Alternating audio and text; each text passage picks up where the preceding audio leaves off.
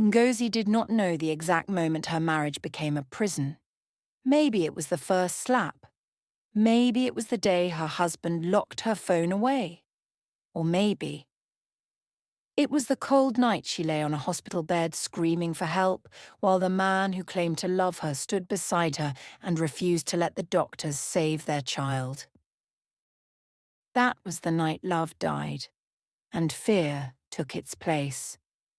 The hot Onitsha sun showed no mercy. Cars honked endlessly. Danfo buses fought for space. Street hawkers ran between moving vehicles like people who had already made peace with death. Among them was Ngozi, 19 years old, thin, dark-skinned, beautiful in the quiet ways suffering sometimes shapes people. A tray of oranges balanced on her head. "Buy sweet orange, she shouted. Sweat rolled down her neck. Her slippers were worn out. Her stomach growled from hunger. But hunger was normal. Ngozi had been hungry for most of her life. Her parents died when she was 12, a terrible accident on the Enugu-Onitsha expressway. After their death, relatives passed her around like a burden nobody wanted. Some used her as a housemaid, some beat her, some starved her. At 16, she ran away. Since then, the streets had become her family. She could not read, she could not write, but she knew how to survive. And survival was enough. Or so she thought. One afternoon, traffic locked up completely near Upper Iweka. Ngozi moved from car to car selling oranges. That was when she saw him. A black SUV. Clean, expensive. The air conditioner inside alone looked richer than her entire life. The tinted window rolled down slowly. A handsome man looked at her. "Come here," he said. Ngozi rushed over. "How much for all the oranges?" Her eyes widened. "All?" "Yes." Nobody had ever bought everything before. She mentioned the price nervously. The man smiled. "That's all?" He handed her double the money. Ngozi froze. "Sir, this is too much." "Keep it." For the first time in years, somebody looked at her like she mattered. That man was Nnamdi, and that was the beginning of her destruction. Nnamdi was 34, a businessman, rich, respected. At least that was what everyone said. After that day, he began looking for Ngozi. Sometimes he would buy food for her, sometimes clothes. Sometimes he simply sat with her and talked. Ngozi had never experienced kindness from a man before. So when he called her beautiful, she believed him. When he said she deserved better than street hawking, and she cried. And when he told her he loved her, she gave him her whole heart. Glory did not trust him. Glory was Ngozi's only real friend. A hairdresser apprentice with sharp eyes and a sharp mouth.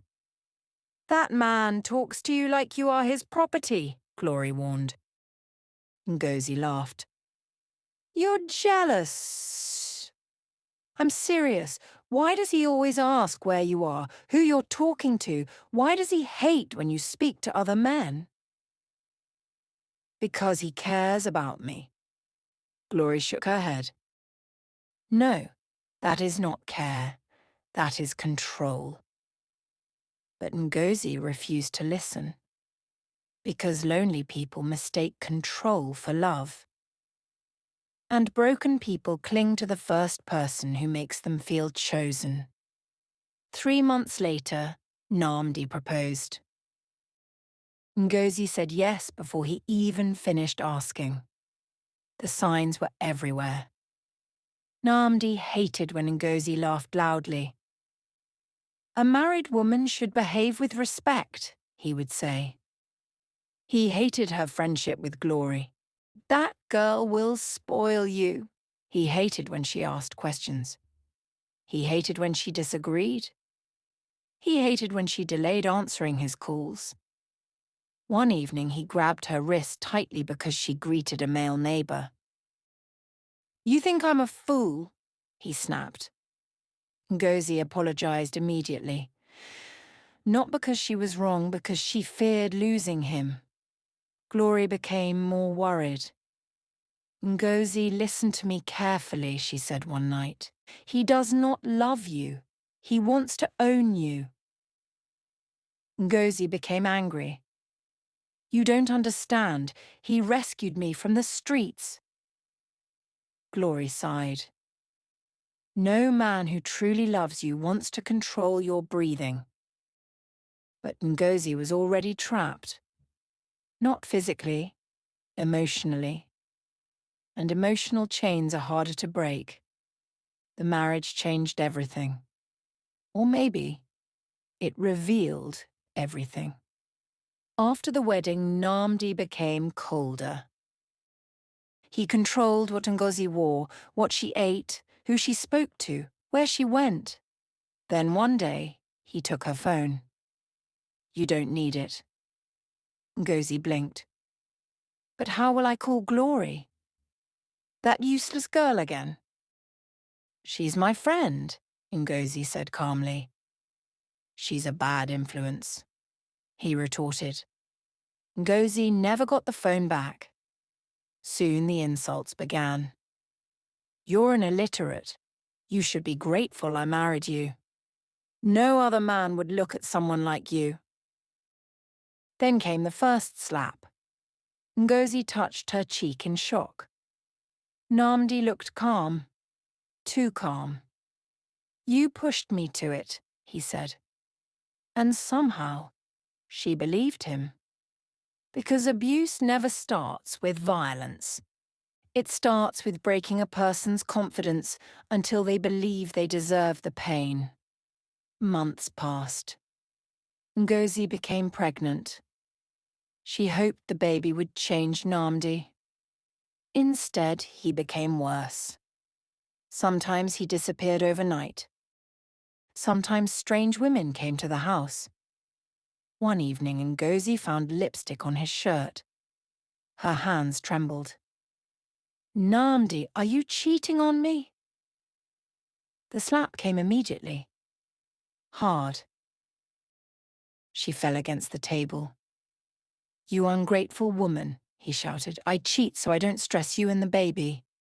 Ngozi stared at him through tears. "I don't understand."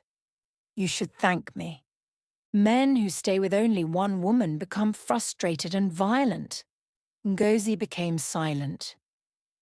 And slowly she accepted madness as normal. That was how deeply fear had entered her soul. The labor pains started at midnight. Ngozi screamed. Nnamdi drove her to the hospital angrily, complaining about the disturbance. Hours passed. The pain became unbearable. Doctors examined her repeatedly. Finally, one doctor came out looking worried. "She needs an emergency cesarean section." Nnamdi frowned. "No." The doctor blinked. "Excuse me." "She will deliver naturally." "Sir, your wife and baby are in danger." Nnamdi folded his arms stubbornly. "In my family, women give birth naturally. Surgery is for lazy women." The doctor stared at him in disbelief. "This is not about tradition. This is a medical emergency. My mother gave birth to 8 children without hospital operations. Sir, I said no." Inside the labor room, Ngozi screamed endlessly. The nurses begged, the doctors pleaded. But Nnamdi refused to sign the consent papers. Hours passed. Then things became worse. Ngozi started bleeding heavily. Machines beeped loudly. Panic filled the hospital. That was when Glory arrived. A neighbor had secretly contacted her. She rushed into the hospital and froze at the chaos. What happened? The husband refused surgery, a nurse said. Glory looked at Nnamdi in horror. You're insane. Stay out of my marriage, he barked. She will die, Glory screamed. Nnamdi pointed at her. If you interfere, you'll regret it. But Glory ignored him. She grabbed the consent form and signed. By the time the surgery started, it was too late. The baby did not survive. A boy. Tiny. Silent. Gone. When Ngozi woke up, the room felt empty. Too empty. Her body hurt, but the pain in her heart was worse. Where is my baby? She whispered. Nobody answered immediately. Then she saw Glory crying, and she understood. Something inside Ngozi broke forever. She turned slowly toward Nnamdi. He looked irritated. Not sad, not guilty. Irritated. If you had pushed harder, this wouldn't have happened, he muttered. Ngozi stared at him.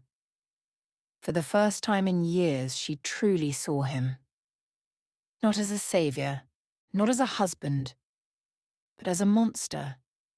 And suddenly every warning Glory gave her returned. Every slap, every insult, every humiliation. The scales finally fell from her eyes. After the burial, Ngozi stopped speaking. She barely ate, barely slept.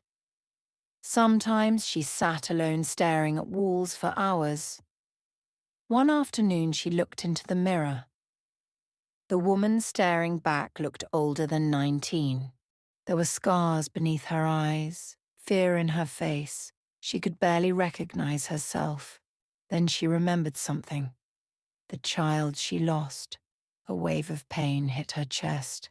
Her baby had died because she stayed silent. Because she mistook abuse for love. Ngozi fell to the floor crying violently. And for the first time in years, she became angry. Not at herself. At Nnamdi. That anger saved her life. 3 nights later, Nnamdi returned home drunk. You've been useless since the miscarriage, he snapped. Miscarriage, not death, not tragedy, just inconvenience. Something inside Ngozi hardened. That night, while Nnamdi slept, she packed a small bag. Her hands shook. Fear screamed inside her. But another voice spoke louder. Run. She quietly left the house. Glory opened the door before Ngozi even knocked properly. The moment she saw her friend, she burst into tears. You're safe now, Glory whispered. Ngozi collapsed into her arms. And for the first time in years, she slept peacefully. Healing was not easy. Some nights Ngozi woke up screaming. Some mornings she blamed herself. But Glory never gave up on her. Slowly, life began again. Glory enrolled Ngozi in an adult education center. At first, Ngozi felt ashamed. Children could read better than her. But she kept trying. A, B, C.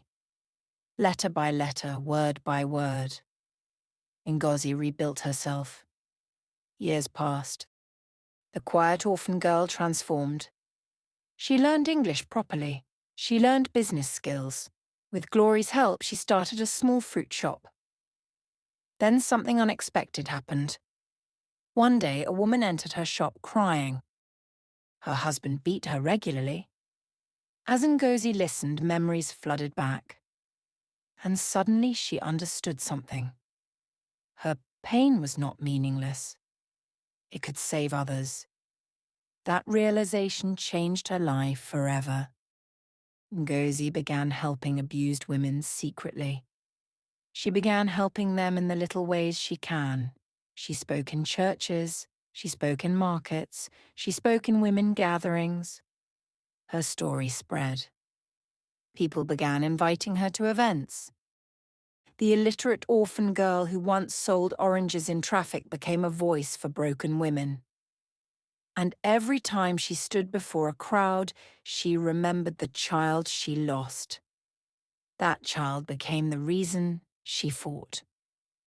5 years later, Ngozi saw Nnamdi again. She almost did not recognize him. The proud businessman looked broken. His clothes were rumpled, his eyes tired. Rumors said his business collapsed, several women left him. Now he stood awkwardly before her fruit store. Ngozi. She remained silent. I heard about what you're doing. Still silence. Nnamdi swallowed. I made mistakes. Ngozi looked at him carefully. This was the man she once feared. The man whose voice once made her tremble. Now he looked small. Very small. I was angry, he said quietly. My father treated my mother badly. I thought that was how men behaved. Ngozi nodded slowly.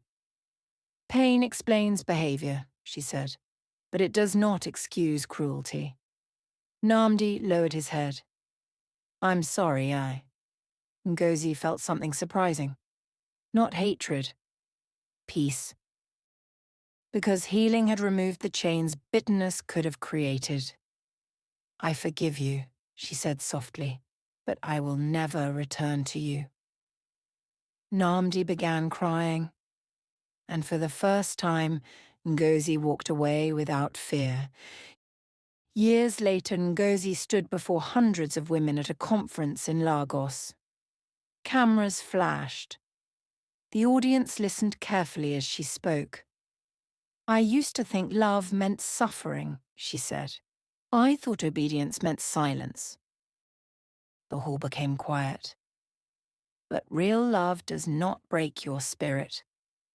Some women wiped tears from their eyes. Ngozi smiled gently. I survived because one person refused to abandon me. She looked toward the front row. Glory sat there proudly. Their eyes met, and both women smiled. Ngozi continued. If you are suffering in silence, please hear me. Love should never make you afraid to live. Thunderous applause filled the hall. In that moment, Ngozi finally understood something. Nnamdi did not destroy her. He only wounded her. But from those wounds, a stronger woman was born. And somewhere beyond the pain, beyond the grief, beyond the scars, she finally found herself. Control is not love. Abuse often begins with isolation. Tradition should never be more important than human life. Silence can be deadly. Healing is possible after trauma. One supportive friend can save a life.